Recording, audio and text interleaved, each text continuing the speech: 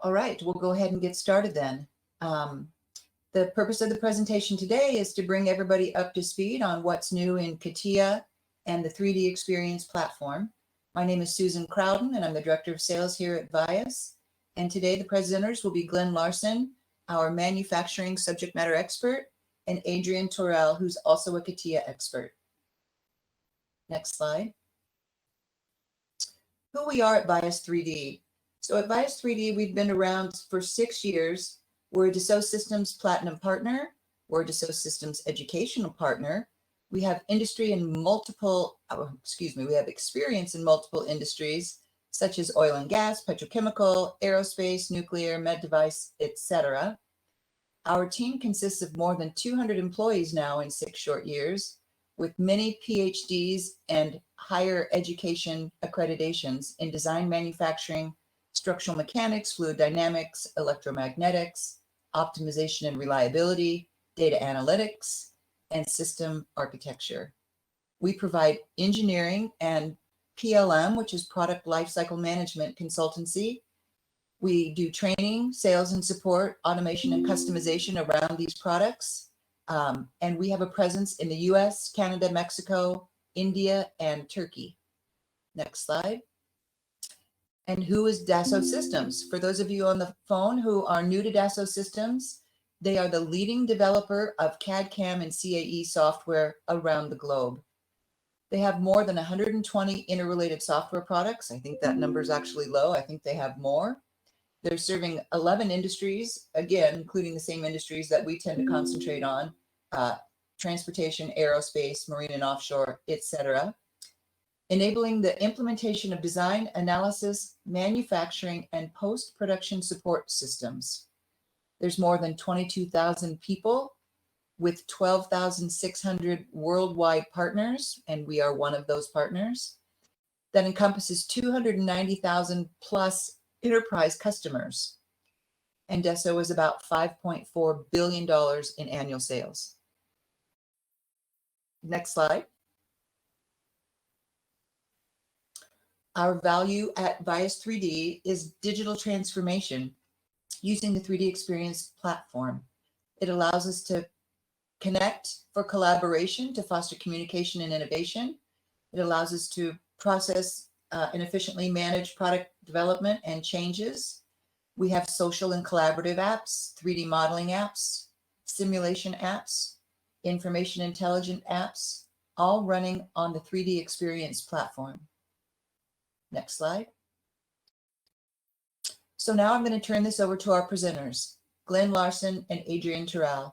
Again, Glenn Larson is our Senior NC Sales Engineer, and Adrian has a specialty in CATIA. With that, I'm going to turn this presentation over to Glenn.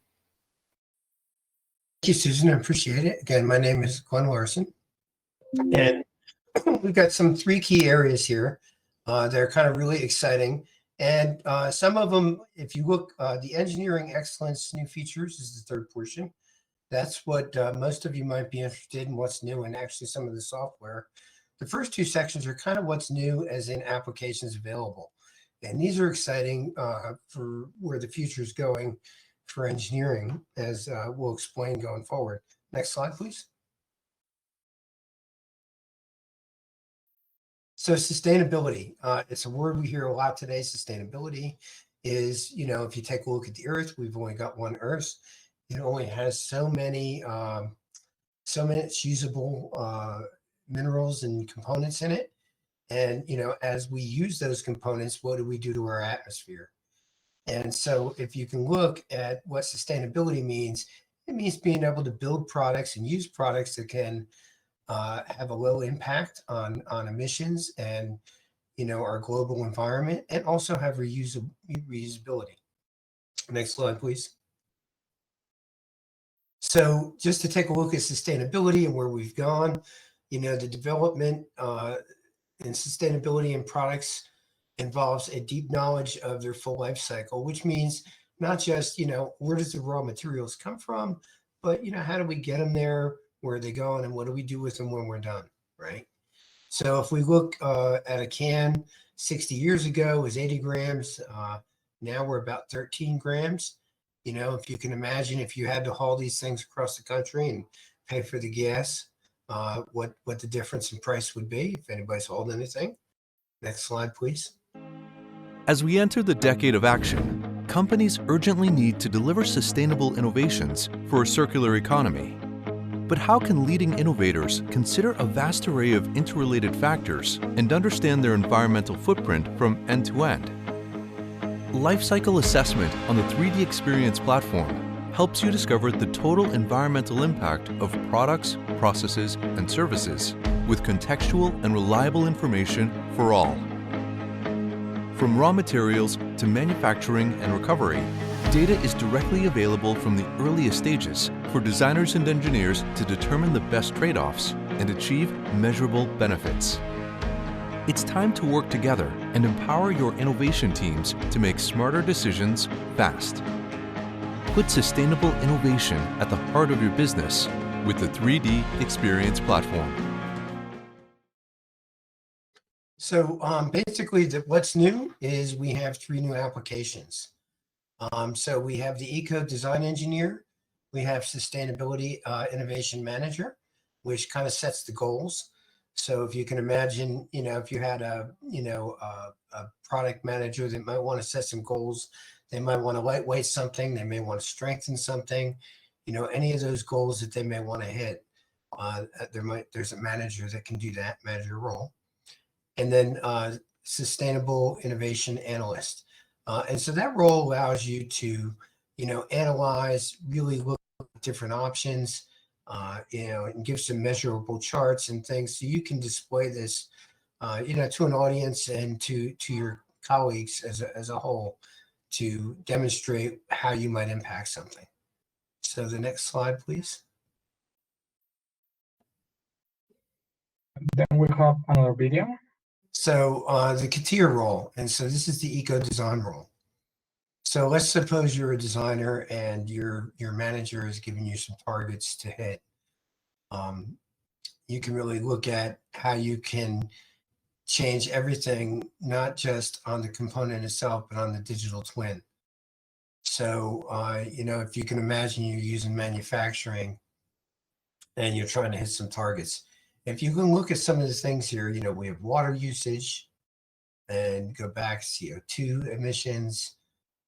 There's a whole lot of things that is going to impact your product, and you can take a look at these. This stuff's in our database.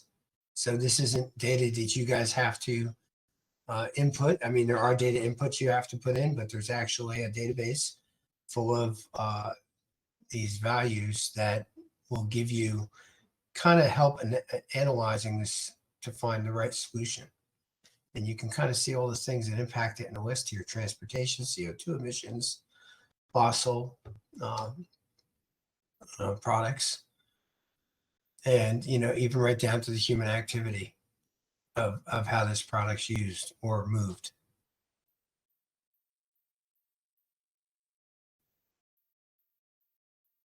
And so this gives you the design ability that you never had before. You know, I don't know if anybody's heard of generative design where you generate the designs. Well, here we can dynamically impact the whole environmental or sustainability of this product by just making changes here and seeing how they impact the product.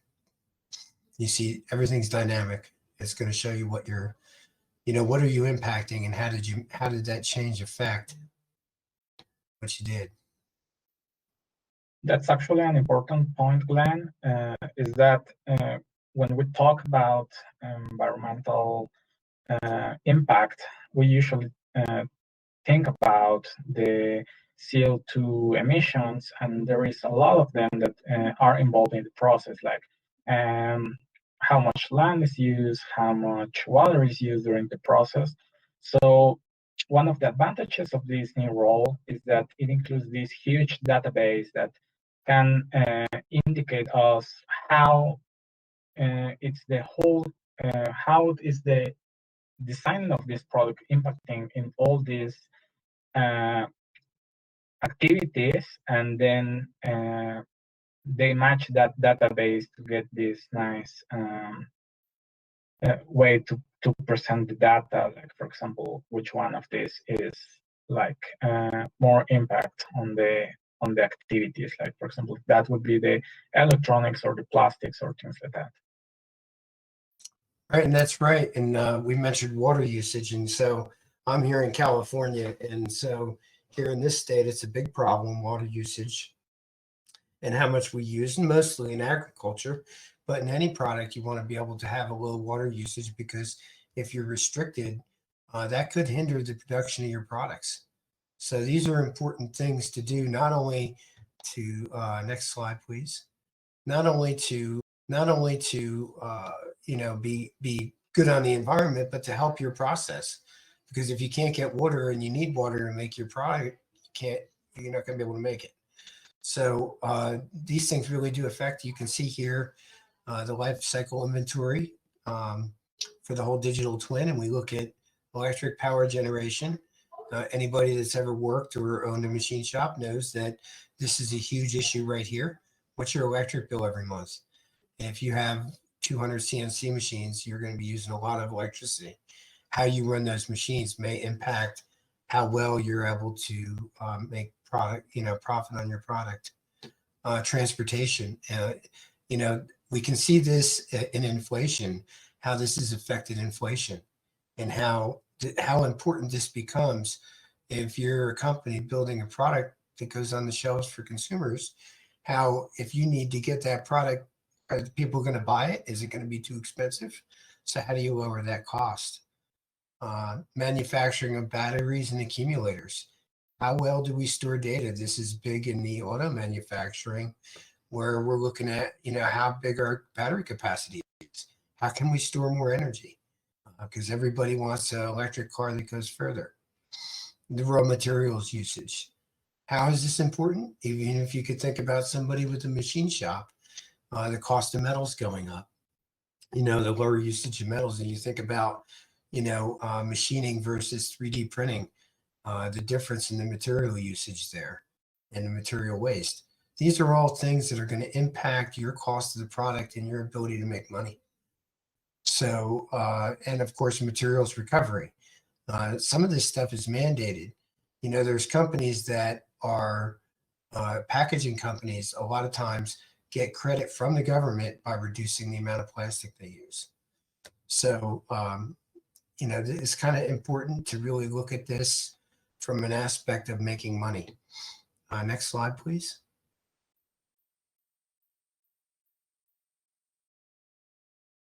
So if we can just look at one product, and you can see some, how that equation affects the entire footprint is based on all of these profiles. We've got the plastic, the injection molding process itself, right? Battery cell production and lithium ion. Just all of these things that impact, the total footprint of the product.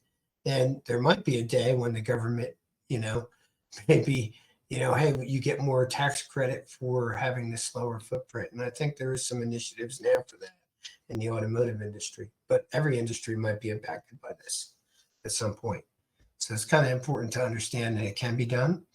We have some great products for it. It's kind of a new integration, so I urge you to check it out.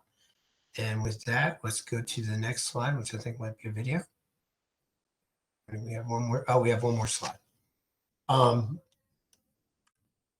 Sustainability and the environmental footprint that we're looking at here.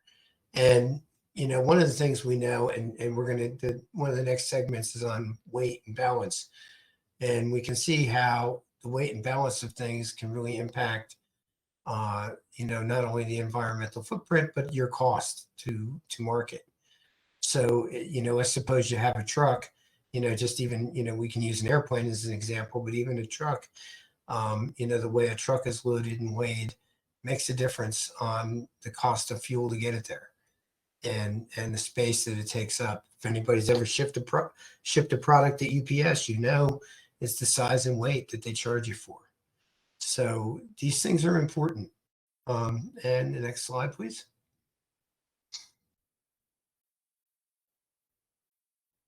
We got the video queued up. So this is the Sustainability Innovation Manager.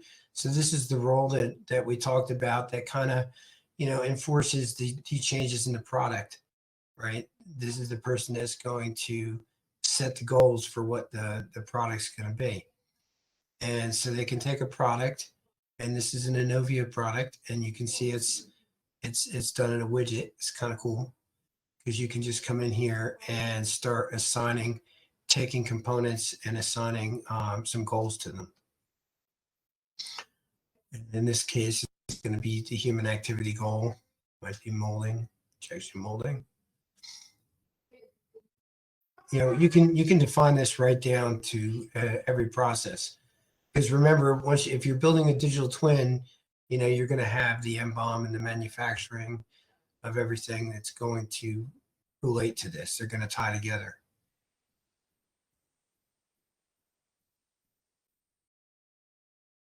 You can see they're setting some deadlines. So this creates tasks for the designer. But you'll actually see some of this in the weight and balance in the next segment. How this works on a different product. And you can see the load. It's kind of a really good chart there.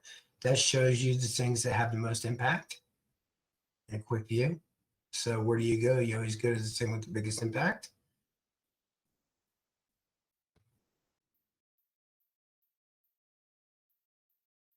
And battery is such a big business today. Everything's running on batteries.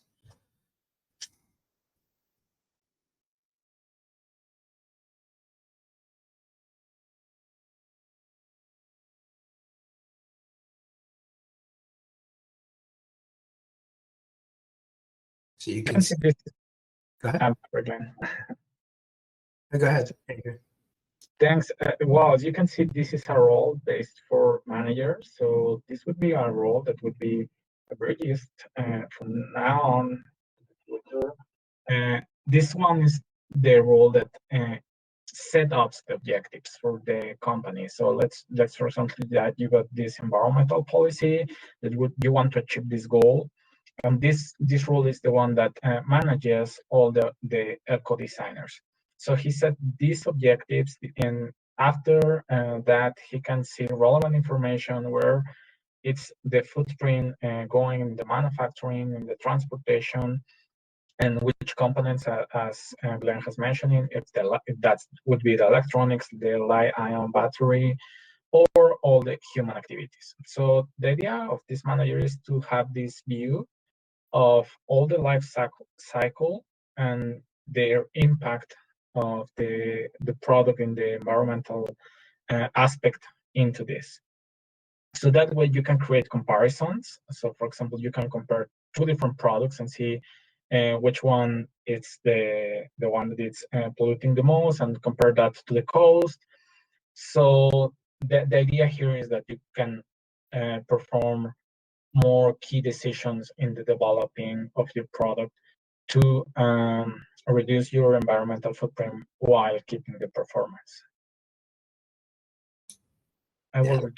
That's a great explanation. And we can move to the next slide, please. So at that, I'm going to hand it over to Adrian completely for weight and balance. This is a super exciting application because, as we know, as designers and engineers, how important we're always making reports and trying to keep track of this. And so this is a really great way to do it. So at that, Adrian, take it away. Thank you, Glenn.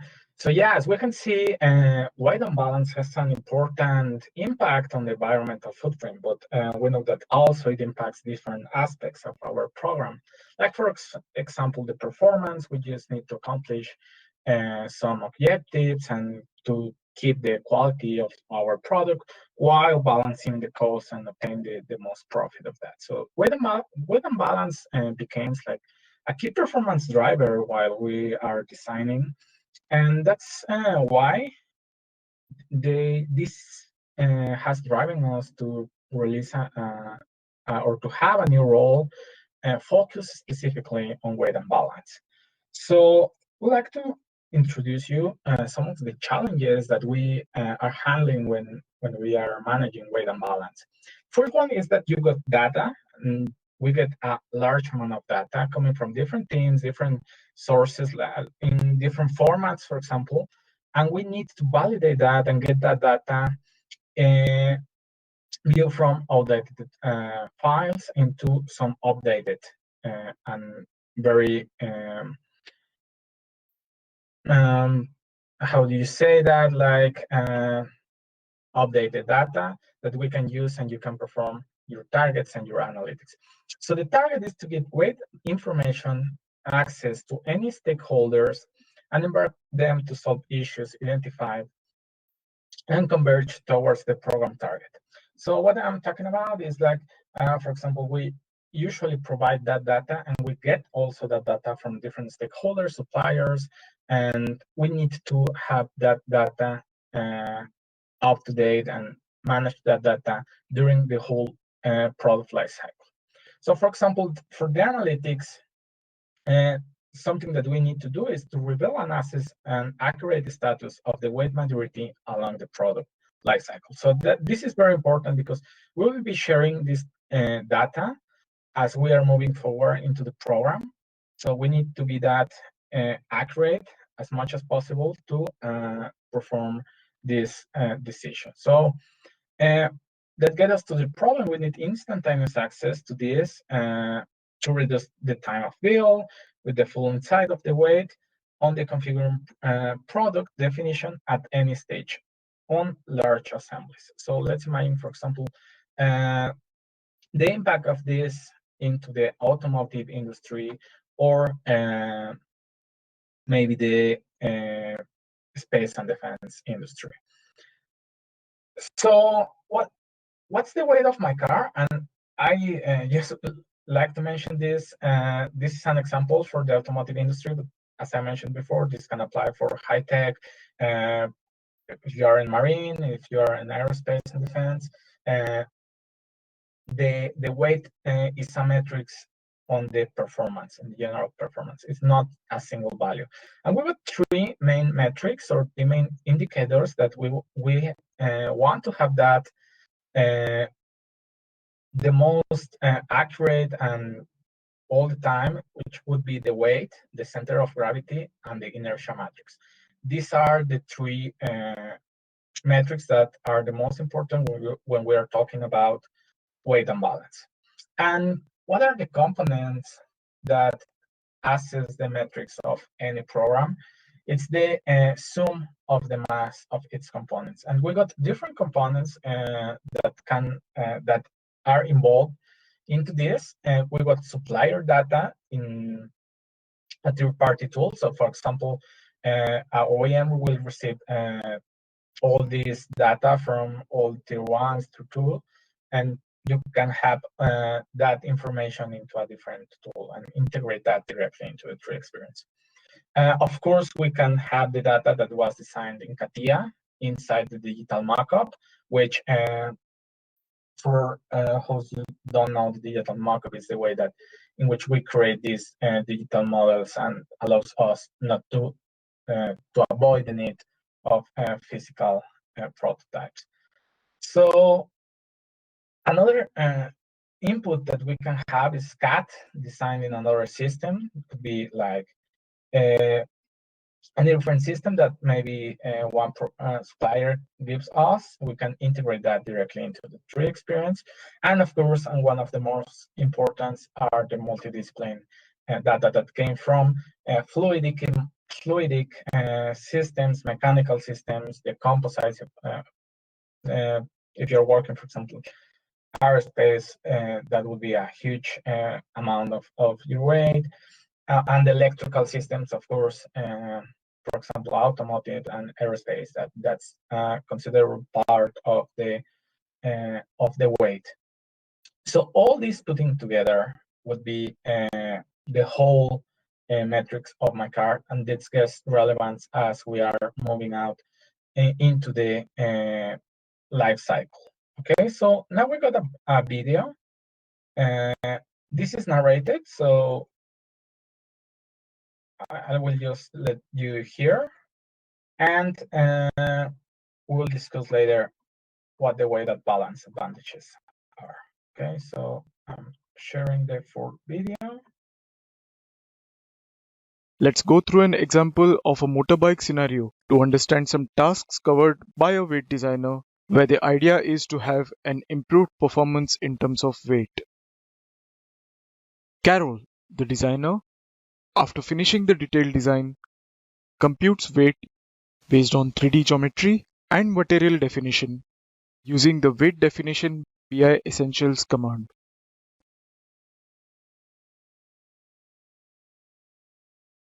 The assessment tool of weight and balance intelligence provides an instant access to the weight metrics. The designer can also assess the center of gravity and inertia metrics, which can also be visualized in 3D.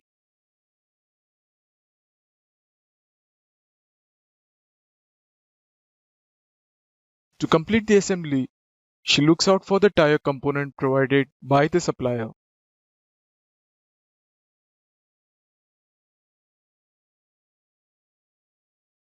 Upon reviewing the weight maturity of various components using the available intuitive analytics, she notices the missing weight on the tire component. She declares the weight value provided by the supplier on the new tire with a dedicated value definition tool. This tool enables the authoring of full weight lifecycle, where the users can estimate the weight metrics right at the very beginning of the product definition and keep refining the values with declared and measured weight as the project proceeds ahead. The designer assesses the whole transmission assembly in front of a lower weight target assigned by the manager. The designer can also assess the structural distribution in a chart as well as in a tree list view. By switching to a multi-matrix tree list view, the designer assesses the components required to undergo the weight optimization.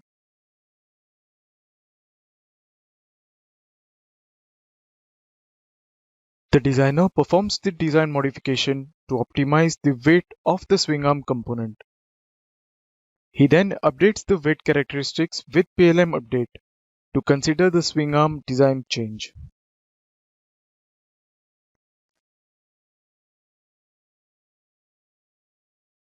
The designer then performs a final weight assessment in the native session to ensure that the new weight target is achieved.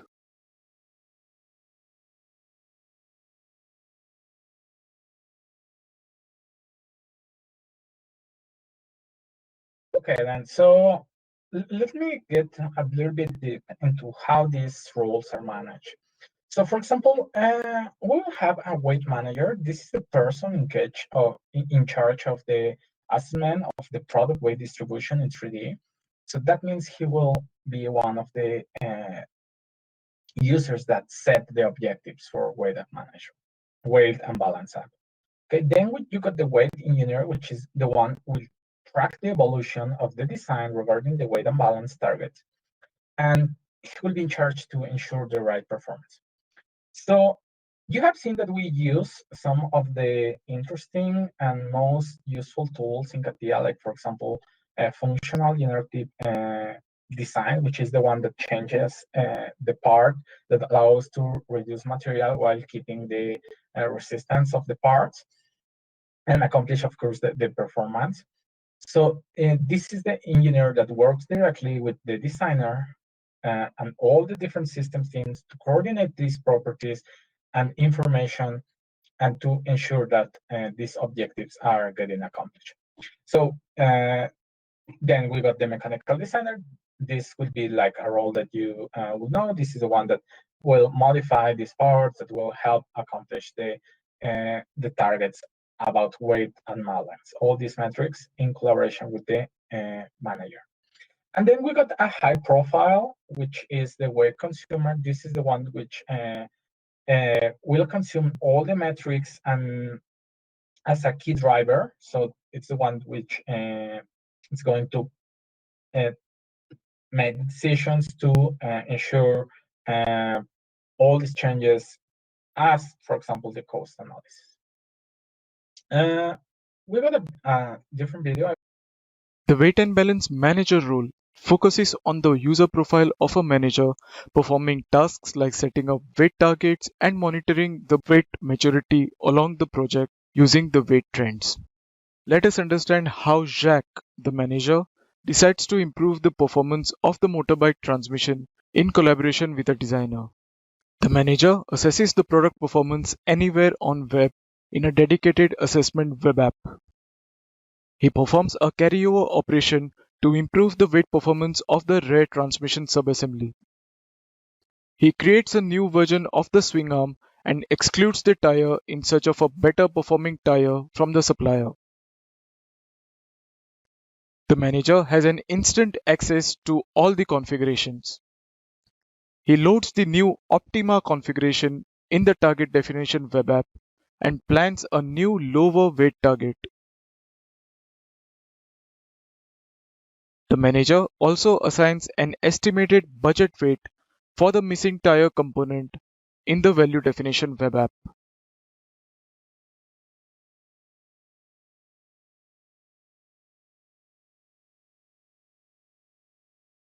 Carol, the designer, assesses the weight of the Optima configuration in front of the target assigned by the manager in a native session.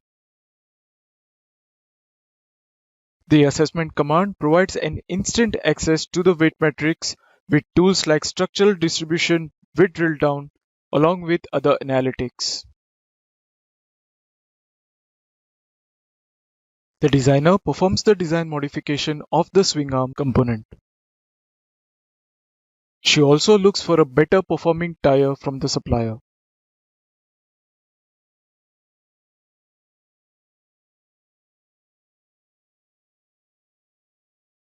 Even though the design changes have been incorporated in the Optima configuration, the analytics reveal that the weight is not up to date as yet.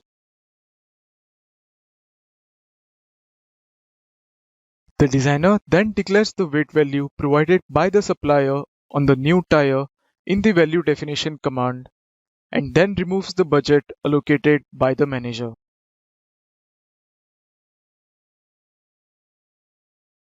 She then updates the weight characteristics to consider the design change of the swing arm, which as mentioned earlier can also be done using the PLM update command, thus making sure that the weight is now up to date. The designer then performs a final weight assessment in the native session to ensure that the new weight target is achieved. The designer can also assess the center of gravity and inertia metrics, which can also be visualized in 3D.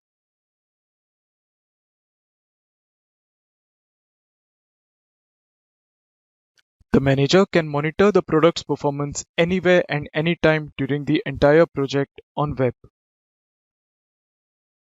The manager can track and monitor weight maturity and various other trends during the project.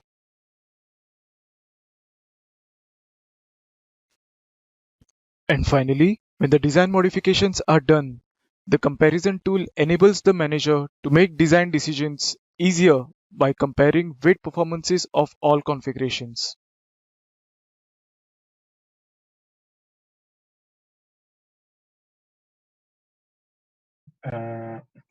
That was it for weight and balance and the sustainable engineering new roles that are one of the main innovations that we are presenting now for the new CATIA 3D Experience R 2020.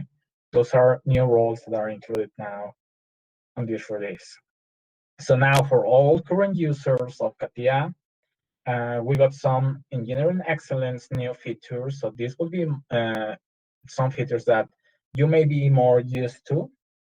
And we will present, for example, what's going on, for example, in assembly design. So for assembly design, we got a new user experience for engineering connections. This is new. If you were a former CATIA V5 user and then you transition it to the 3D Experience platform, you know that all the constraints are now created in the way of engineering connections. This has a purpose. And now we got a different way, and you can see all these diagrams on the picture on the right. in which we got all the direct connection between parts of an assembly, and how are we handling engineering connections in this new release. So one of the advantages of managing engineering connections is that we can increase productivity up to 30% of the time of the creation time of these engineering connections, and that would be more easy to adapt for new casual users.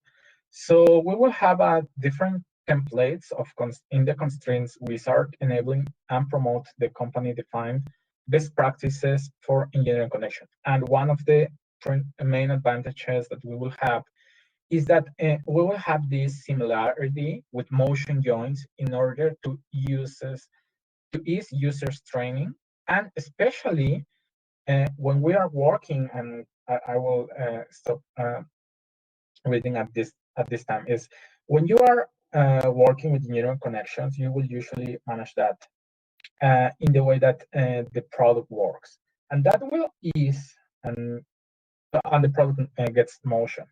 So that will make easily for the motion analyst, which is the one that is performing all the kinematics study into the product, to define the engineering connection. So in this way, when we define the product and we define the engineering connections, we're facilitating the job for motion analysis. That's something that was the objective on the first time when we changed to engineering connection. If you were a former user of the DMU kinematics workbench in CATIA 5, you will know how it was done. And then we moved to engineering connections, and it make easily the motion analysis. So it wasn't that how do you say it, like intuitive for new users. There was a huge learning curve for that if you want to use kinematics. And now we are presenting this new user interface. This video doesn't have that much motion. I will present that on the slide. So we got this new wizard for all these kind of neural connection, which were formerly known as joints. So for example, you are creating a prismatic template or a prismatic connection, you will have these prismatic templates which make it easier for you to define your connection. So for example, for a prismatic connection, you will use usually 2 lines and 4 planes. So you got that into the wizard, or you can use, for example, 4 lines or 4 edges of the product and 2 planes, and that's something that it's predefined now that you can just select that and then go and select your edges. So I will let you see the video. So templates are customized, and they can be customized. So for example, you can create a prismatic template now using an axis to axis, because previously you needed to define that. Well, like using the wizard, it wasn't that intuitive. And now we got this diagram which shows the direct connection between parts. So now all options are visible on this wizard. We can see that now. So I'm pretty sure that this will make it easy for you to create engineering connections and reduce time while its definition. Okay. So that's one of the new features that we got for mechanical design roles, for example. We got a second one. This is called hybrid modeling on discrete and continuous geometry. So if you were a user or you have ever need to use data that comes from maybe a 3D scanner, you know that the regular process is that you needed to import your cloud of points and then go then and use the reconstruction geometry tools to generate a new geometry from that. And the process now gets mixed. We can perform a hybrid model between the continuous geometry, which is the one that we can create as wireframe, for example, and the discrete geometry.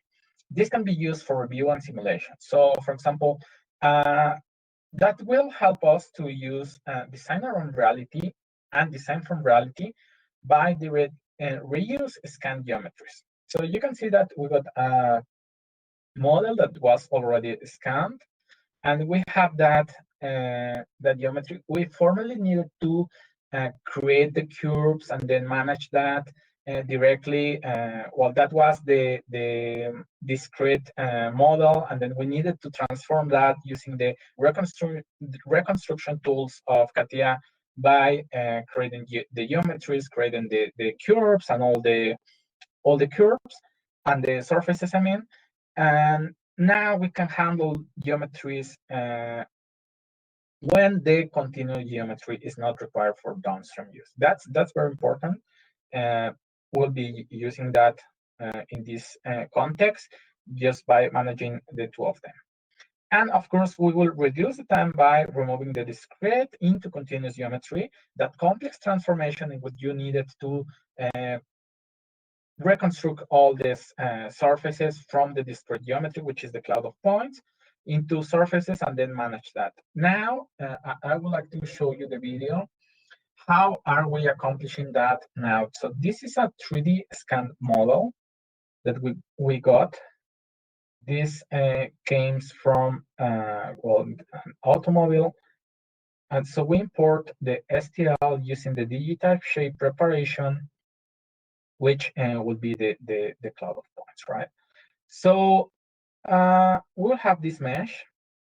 Now we can easily interact between this, which is the discrete geometry, and continuous geometry, which would be my sketch, my curves, and all the geometries that we create using this kind of application. So for example, we are using this spline to create these lines. And now we are mixing the mesh and the continuous geometry. We just created a surface, we extruded that, we put that on the right position, and now we can perform a trim operation.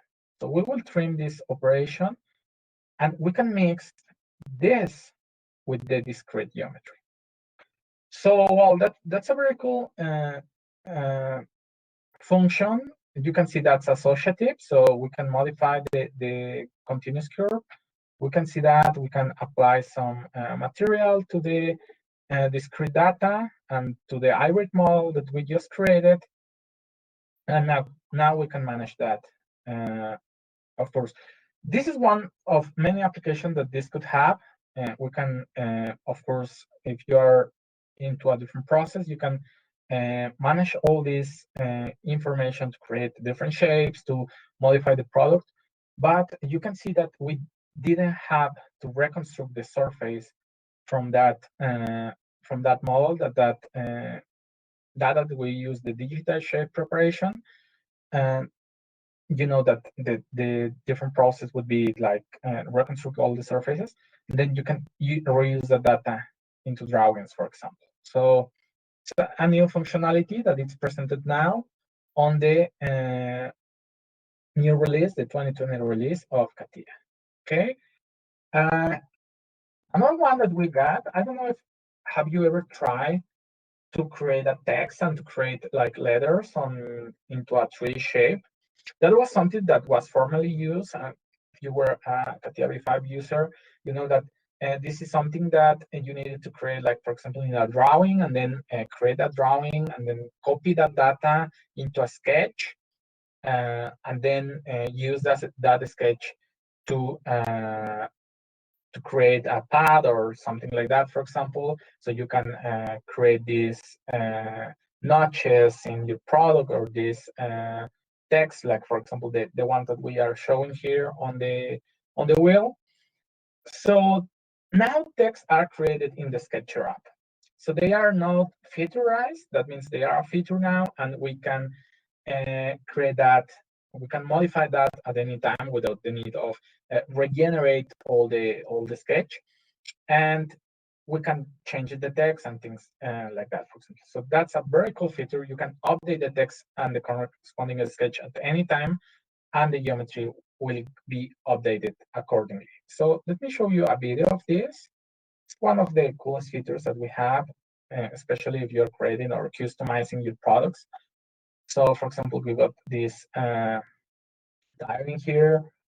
So, in this case, we using the Sketcher app, we can create the text, and now we can use, for example, curves. So you got here a circle used into as a construction geometry. Now you can associate that text or that geometry to, for example, create text as the way of curves, as we are seeing. So now this is on the Sketcher app. The text is now associative. So that means that if this is associative, using the 3D as font, you will be able to generate this sketch, and this sketch is something that you can use to, for example, create these letters on the tire, right? So this is a cool feature. It was something that wasn't used. That was kind of a difficult process. You need to look up how to achieve this into CATIA. You needed to be changing between workbenches, and now it's something that you can do on the Sketcher app, and of course generate the geometry from there. Yeah, and I wanted to chime in, Adrian. I mean, anybody that's doing NC machining or any kind of manufacturing, knows how difficult this used to be to be able to engrave on things and stuff like that. It used to be really difficult. Now it's super simple, and that's a huge thing. And of course, being able to work with STL geometry is kind of a new feature. And I think anybody that's ever done any reverse engineering, 3D printing, or anything in these lines will understand the value of that. So there's some great stuff. I think we have about good 9 minutes left for questions. Do you have more slides? No, that was the one, so we can move forward to questions. I think we're going to do Q&A. I don't know who wants to do the Q&A. If Kenya, if you want to. Got it, Glenn. Susan's got So I have a couple of questions already from the group. Please go ahead and ask any other questions in the Q&A box there, if you would, and we'll get to your question. So let me start with the first couple of questions that we already have. I'll give you this one first, since you just did that presentation. What's the advantage of hybrid modeling while doing reverse engineering?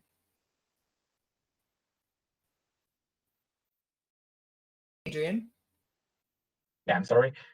Yeah, so that's something that we just saw. It's like formerly you needed to regenerate all the geometry. So if you imported an STL file, you need to change that into a discrete geometry. That means a surface or set of curves and all these geometry that you can handle in CATIA. So now you can directly manage or change the geometry, that STL geometry or all this discrete data, without the needing to regenerate that. So that's one step less that you don't need to perform. So that makes things easier for all the users that are importing this STL data. So you can use that data now to, as Glenn mentioned, to 3D print or to manufacturing it. And if I might add, because I know myself, I've worked with a lot of fitness for service engineering where scans are brought in, and scans are often not brought in complete, and geometry has to be added, and it just makes it so much easier. Because I've been doing that for a long time, where I get the points in, I create the surfaces, and so now this just bypasses so many operations. Thank you for the question. Awesome. Thank you for the answers. Here's the next question. Are minimum and maximum tolerances taken into account in the weight and balance app? Or Adrian? Yeah, well, that's something that we were discussing with Glenn. You can see when you are performing this, you add some tolerances to the parts. So, for example, into the weight and balance app, you add this target weight, and you got these tolerances going up and going down. So that's something that both the manager and designer can set. And of course, you will get that data. You will get what we've seen on the video. You will get the nominal data, but you will have during the design these tolerances taken into account. Okay, thank you. And this is the last question I have. Is the Eco Design Engineer a web app?